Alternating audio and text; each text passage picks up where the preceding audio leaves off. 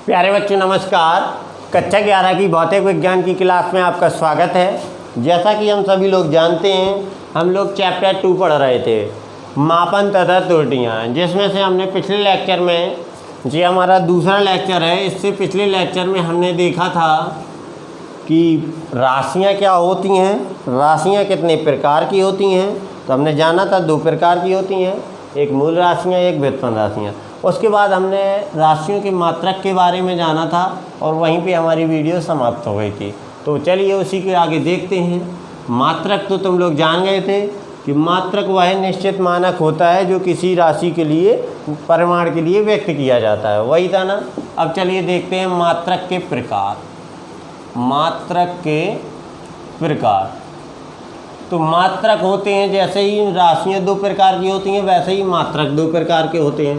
पहला मूल मात्रक, दूसरा व्युत्पन्न मात्रक। तो मूल मात्रक किन्हें कहते हैं? या तो हम ऐसा सीधा सीधा कह सकते हैं कि मूल राशियों के मात्रक को ही मूल मात्रक कहते हैं, या फिर वे मात्रक जो पूर्णतः स्वतंत्र होते हैं, जिन्हें व्यक्त करने के लिए किसी दूसरे मात्रक की आवश्यकता नहीं होती है, उन्हें मूल मात्रक कहते हैं। तो 2 प्रकार की हमारे पास डेफिनेशन हो गई, अर्थात मूल मात्रकों को ही, मूल राशियों के मात्रकों को ही मूल मात्रक कहते हैं, या फिर वे मात्रक जो पूर्णतः स्वतंत्र होते हैं, जिन्हें व्यक्त करने के लिए किसी दूसरे मात्रक की आवश्यकता नहीं होती है, उन्हें हम लोग मूल मात्रक कहते हैं। मूल मात्रक जैसे ही मूल राशियाँ 7 होती हैं, वैसे ही मूल मात्रक भी 7 होती हैं। सबके मात्रक लिख देंगे, वही हमारे मूल मात्रक बन जाएंगे। और व्युत्पन्न मात्रक तो तुम लोग जानते ही हो, जिन्हें व्यक्त करने के लिए मूल मात्रकों की आवश्यकता होगी, वही हमारे व्युत्पन्न मात्रक कहलाएंगे। तो चलिए देखते हैं कि मूल मात्रक क्या है। मात्रक कितने प्रकार के होते हैं? 2 प्रकार के मात्रक, 2 प्रकार के होते हैं। मात्रक 2 प्रकार के होते हैं, लेकिन कौन कौन से? नंबर 1 मूल मात्रक और नंबर 2 व्युत्पन्न मात्रक। व्युत्पन्न मात्रक जैसे ही नाम से ही पता चल रहा है, मूल मात्रक अर्थात मूल राशियों के मात्रक। तो इसकी डेफिनेशन 2 तरीके से हम लिख सकते हैं। मूल मात्रक, वे मात्रक जो पूर्णतः स्वतंत्र होते हैं, उन्हें हम लोग मूल मात्रक कहते हैं। इन्हें व्यक्त करने के लिए किसी दूसरे मात्रक की आवश्यकता नहीं होती है। या फिर हम कह सकते हैं कि वे मात्रक जो पूर्णतः स्वतंत्र होते हैं, या फिर हम सीधा सीधा मूल राशियों के मात्रक को ही हम लोग मूल मात्रक कहते हैं। तो वे मात्रक जो पूर्णतः स्वतंत्र होते हैं तथा जिन्हें व्यक्त करने के लिए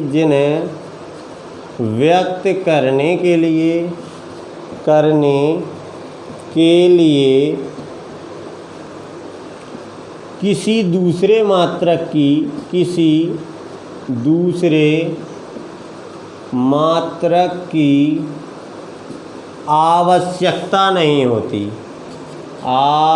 आवश्यकता नहीं होती है, उन्हें हम लोग क्या कहते हैं? उन्हें मूल मात्रक कहते हैं। उन्हें मूल मात्रक कहते हैं।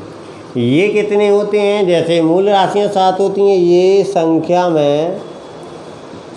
में 7 होते हैं। जैसे मूल राशियाँ 7 होती हैं, वैसे ही उनके मूल मात्रक भी संख्या में 7 होते हैं। अब कौन कौन से होते हैं? तो जो मूल राशियाँ होती हैं, वही उनके मात्रक होते हैं।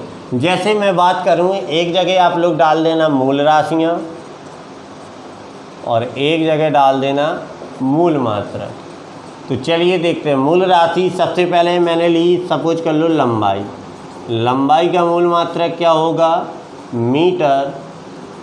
इसके बाद मैंने लिया समय, तो समय का मूल मात्रक क्या होगा? सेकंड। इसके बाद मैंने तीसरा लिया समय, ताप ले लिया। ताप का क्या होता? Degree Celsius. डिग्री सेल्सियस के बाद अब मैंने अगला लिया विद्युत धारा। क्या ली? विद्युत धारा। तो विद्युत धारा का जो मात्रक होगा उसको कहेंगे हम लोग एम्पियर। ये हमारा मूल मात्रक है। फिर इसके बाद ली ज्योति तीव्रता। ज्योति तीव्रता तो इसका मात्रक होता है कैंडेला। जी बेटा, बार बार ज़्यादातर पूछा जाता है कि ज्योति तीव्रता का मात्रक क्या होता है? कैंडेला। इसको CD से डिनोटेट करते हैं, CD। वैसे सबको करते हैं। ज्योति तीव्रता के बाद अब आता है लंबाई, द्रव्यमान, समय। अब 6 हो गई, एक और बचा है, अभी 2 और बचे हैं। द्रव्यमान, इसका सभी लोग जानते हैं, किलोग्राम। और एक और बता पदार्थ की आणविक मात्रा। आणविक मात्रा, इसका मूल मात्रक होता है मोल। तो कुछ ये 7 हैं। क्या है? लंबाई का मीटर, समय का सेकंड, ताप का डिग्री सेल्सियस, विद्युत धारा का एम्पियर, ज्योति तीव्रता का कैंडेला और द्रव्यमान का किलोग्राम, आणविक मात्रा का मोल। अब इनको याद करें कि कैसे ये सारे के सारे याद होंगे। तो जैसे मैंने आलस तावीज़ 2 बताया था, वैसे ही एक और है, मौमी से कै एक की। मौमी से कै एक की। तो इससे हमारे सातों के सातों मूल मात्रक याद हो जाएंगे। अर्थात mole, metre, second, kelvin, ampere, candela और किलोग्राम। ठीक, ये हमारे 7 मात्रक हैं। कौन कौन से? Mole, metre, second, kelvin, ampere, candela, kilogram. ठीक, तो इससे हो जाएगा हमारा मोल, इससे मीटर, इससे सेकेंड, इससे कैंडेला, इससे एम्पियर, इससे केल्विन, इससे केल्विन, या इसका मात्रक बेटा डिग्री सेल्सियस, या इसको केल्विन भी कहते हैं। ठीक है, यहाँ पे हम लोग केल्विन भी कर सकते हैं या डिग्री सेंटीग्रेड भी कर सकते हैं। ठीक है, तो दोनों मात्रक होते हैं। तो यहाँ केल्विन के लिए के आ गया और की के लिए किलोग्राम आ गया। तो ये कुछ 7 मूल मात्रक हैं, तो इनको आप लोग नोट कीजिए। फिर इसके बाद देखते हैं व्युत्पन्न मात्रक क्या है।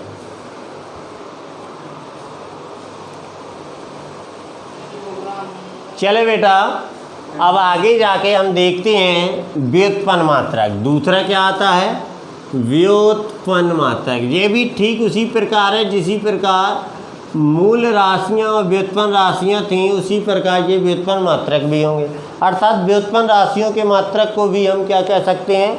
व्युत्पन्न मात्रक कह सकते हैं। या फिर वे मात्रक जिन्हें व्यक्त करने के लिए किसी दूसरे मात्रक अर्थात मूल मात्रकों की आवश्यकता होती है, उन्हें हम लोग व्युत्पन्न मात्रक कहते हैं। ये पूर्णतः स्वतंत्र नहीं होते हैं, ऐसा भी कह सकते हैं। या फिर व्युत्पन्न राशियों के मात्रक को ही व्युत्पन्न मात्रक कहते हैं। या फिर सीधा लिखो, वे मात्रक जो पूर्णतः स्वतंत्र नहीं होते हैं। वे मात्रक जो पूर्णतः स्वतंत्र नहीं होते हैं, जिन्हें व्यक्त करने के लिए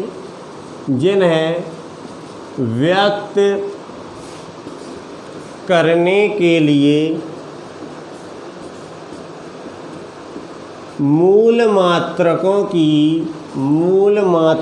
की आवश्यकता होती है, उन्हें क्या कहते हैं? उन्हें व्युत्पन्न मात्रक कहते हैं। उन्हें व्युत्पन्न मात्रक कहते हैं।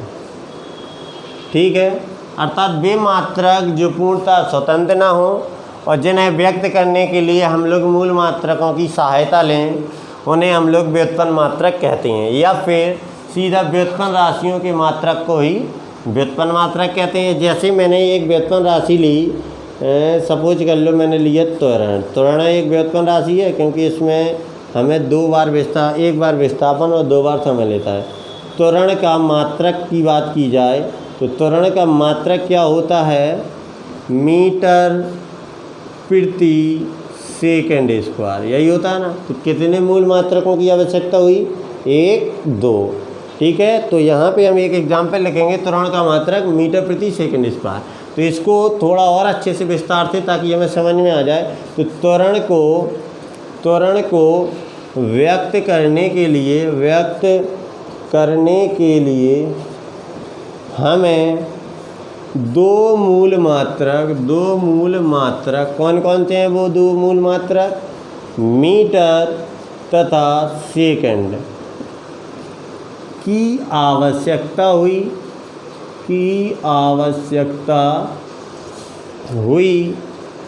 अतः त्वरण का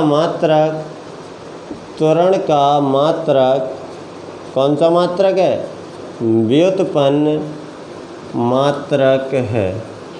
अर्थात यदि हमें मूल मात्राओं की आवश्यकता हो व्यक्त करने के लिए, तो वो मात्रक क्या कहलाता है, व्युत्पन्न मात्रक। कोई भी ले लो मूल मात्रकों को छोड़ के, उसका भी सारांश निकल आएगा। मान लो हमने बल ले लिया, तो द्रव्यमान की आवश्यकता होगी, मीटर की होगी और सेकंड स्क्वायर की होगी। फिर हमें 3 मूल मात्राओं की आवश्यकता होगी, तो बल का जो मात्रक है वो भी क्या है, मूल मात्रक ना होके क्या है, व्युत्पन्न मात्रक है। क्योंकि उसमें हमने क्या लिया, 2 या 2 से अधिक मूल मात्रकों की आवश्यकता हुई, इसलिए वो क्या है, व्युत्पन्न मात्रक है। तो ये कुछ हमारा व्युत्पन्न मात्रक था। इसी के साथ देखते हैं मापन की पद्धतियाँ क्या होती हैं, मतलब किसी चीज़ को कितने प्रकार से नाप सकते हैं। अब बेटा देखते हैं, अभी तक हमने जाना कि मात्रक क्या होते हैं, मूल मात्रक क्या होते हैं और व्युत्पन्न मात्रक क्या होते हैं।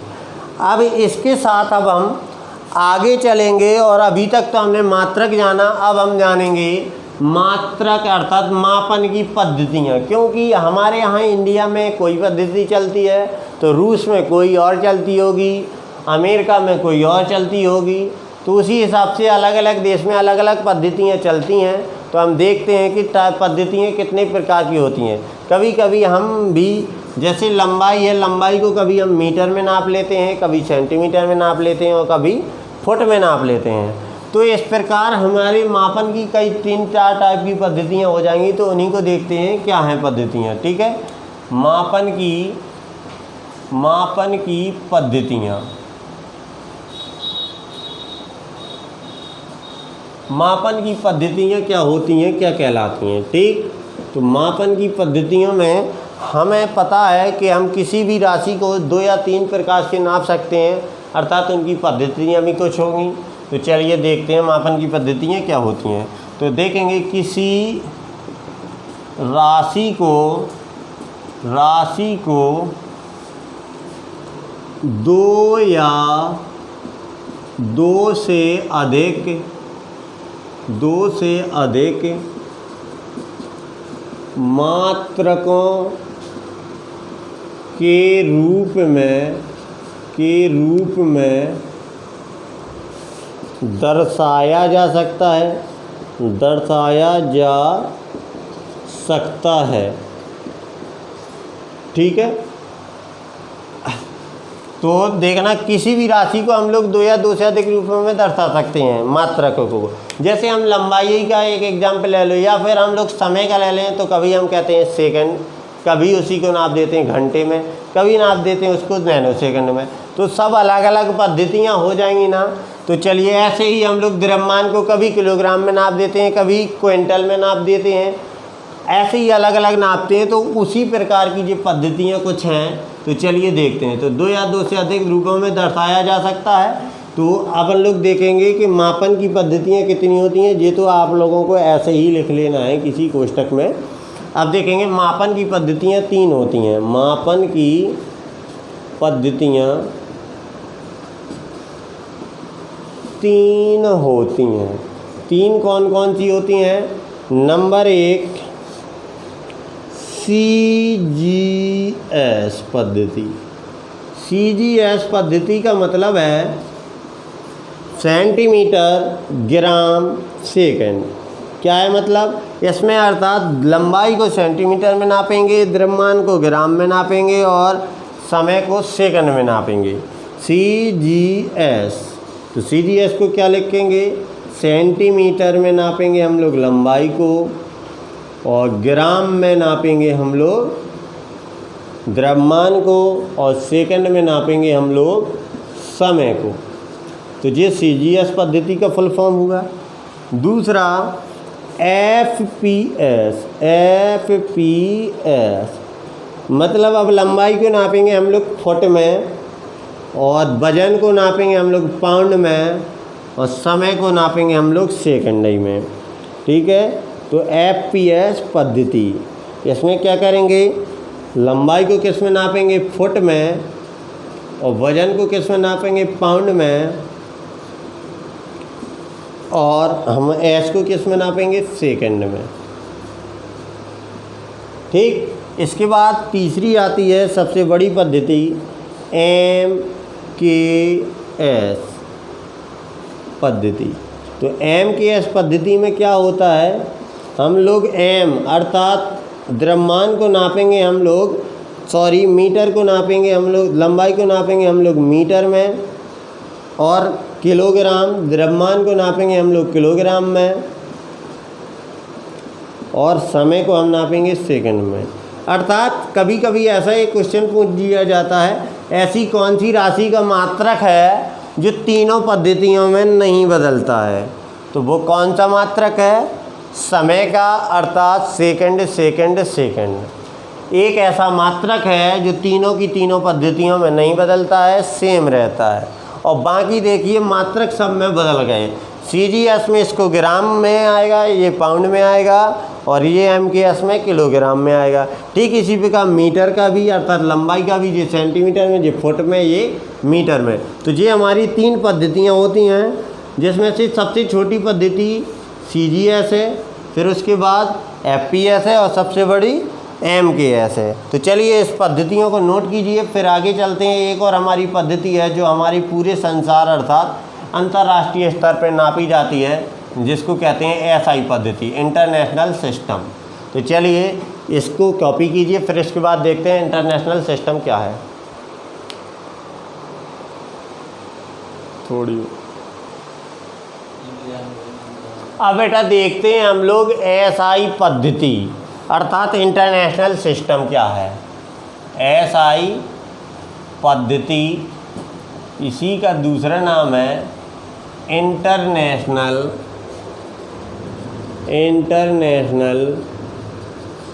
सिस्टम। ठीक, अब आप सोच रहे होंगे सर यहाँ SI है, यहाँ IS क्यों नहीं है, तो इसका पूरा नाम यही है बेटा, इसको ऐसे पढ़ते हैं SI, इंटरनेशनल सिस्टम। ठीक, तो चलिए देखते हैं। ये पद्धति पूरे संसार में फैली हुई है, ज़्यादातर इसी पद्धति का उपयोग करके हम लोग मात्रकों को बताते हैं। ठीक है, मतलब इंडिया में तो ये है ही है, और भी अदर देशों में भी इसी पद्धति का उपयोग करते हैं। मतलब इसका, जैसे इसमें बल का मात्रक न्यूटन होता है, तो वो इंडिया में है। आप लोग अमेरिका चले जाएंगे तो वहाँ भी बल का मात्रक न्यूटन के नाम से जानेंगे।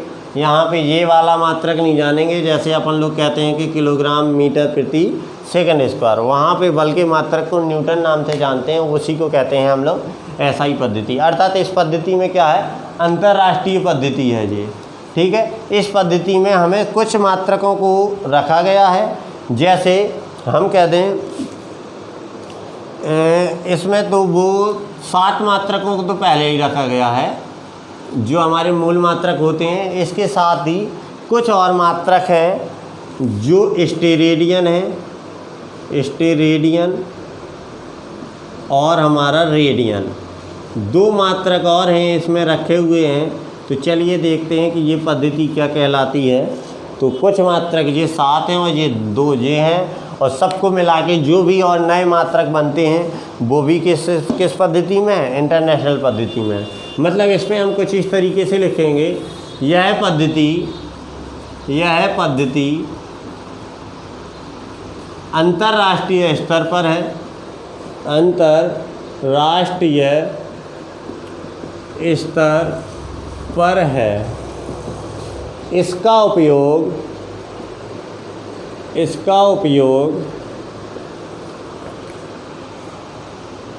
भारत के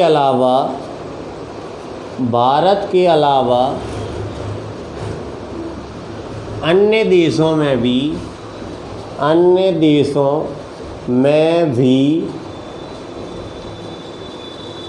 किया जाता है। ठीक, जो अंतर्राष्ट्रीय स्तर पर है, अर्थात कहीं भी चले जाओ तो इस पद्धति से हमें मिल जाएंगे। ठीक है, जैसे और इसमें और देख लो, इसमें मूल मात्रों के अतिरिक्त, मूल मात्रकों के अतिरिक्त